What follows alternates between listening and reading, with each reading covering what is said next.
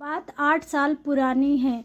मेरी इंजीनियरिंग की काउंसलिंग थी। मेरे हिसाब से मेरी रैंक थोड़ी ठीक थी, तो मुझे उम्मीद थी कि मुझे कोई ठीक ठाक कॉलेज मिल ही जाएगा।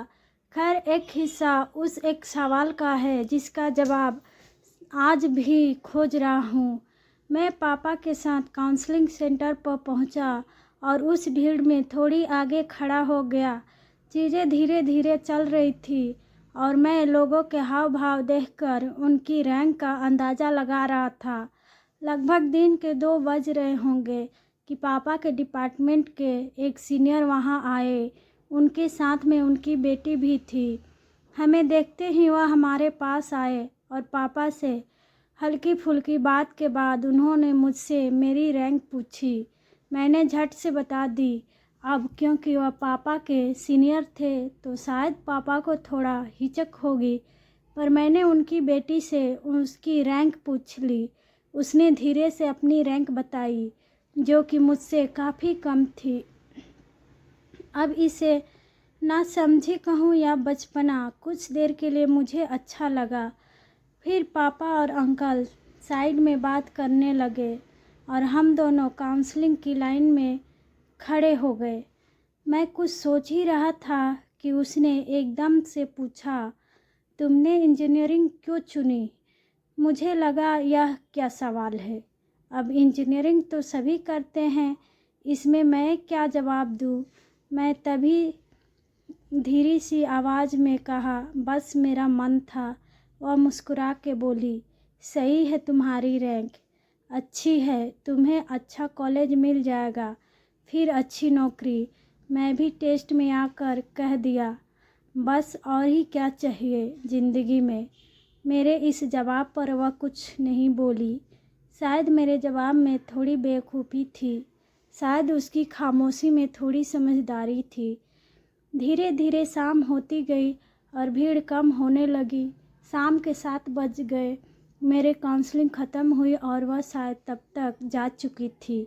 मेरा मन तो था उसे एक बार मिलने का, शायद उससे उसका जवाब चाहिए था, पर वह कहीं मिली ही नहीं। ज़िंदगी में साल बीतते रहे और धीरे धीरे मुझे समझ में आ गया कि यह एग्ज़ाम के नंबर कागजी खुशी थे। कॉलेज ख़त्म हो गया, दुनियादारी शुरू हो गई। लग गए हम भी अपने ज़माने के साथ इसे सीखने में, पर सच बताए खुद से झूठ बोलने में मज़ा नहीं आता। अच्छा कॉलेज, अच्छी नौकरी सब रहा, पर फिर भी चीज़ कुछ अधूरी सी लगी ज़िंदगी में।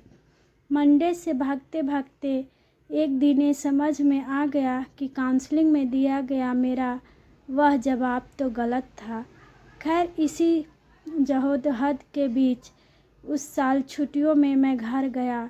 घर में शायद जवाब तो नहीं था, पर सवाल भी नहीं था।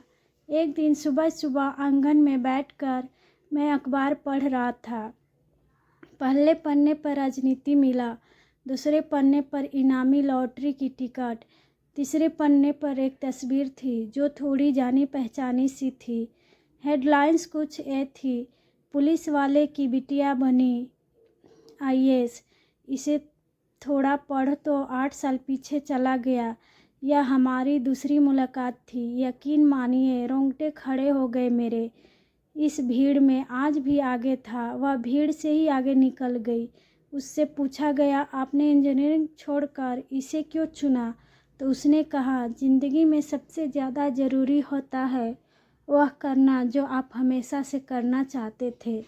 मेरा सपना था कि मैं अपनी सोसाइटी, अपने लोगों के लिए कुछ करूं, यह बाकी सबसे बढ़कर है। यकीनन इसलिए थोड़ी देर से ही सही, पर शायद उसने अपने हिस्से का जवाब दे दिया। ज़रूरी नहीं है सब आईएएस ही बन भी नहीं पाएंगे, पर ख्वाहिशों में जीना ज़रूरतों पर मरने से ज़्यादा ज़रूरी है।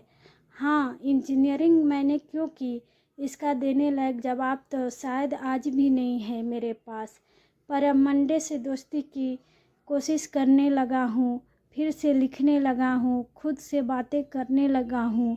यह दुनियादारी तो शायद ऐसे ही चलती रहेगी, पर अपनी ख्वाहिशों में खुद को पूरा करने लगा हूँ। दोस्तों, उम्मीद करते हैं कि आपको हमारी कहानी पसंद आई होगी। कहानी पसंद आई है तो वीडियो को लाइक करें और चैनल पर नए हैं तो चैनल को सब्सक्राइब करें और नोटिफिकेशन बेल को ज़रूर दबाएं ताकि अब अगली अपडेट सबसे पहले आपको मिले।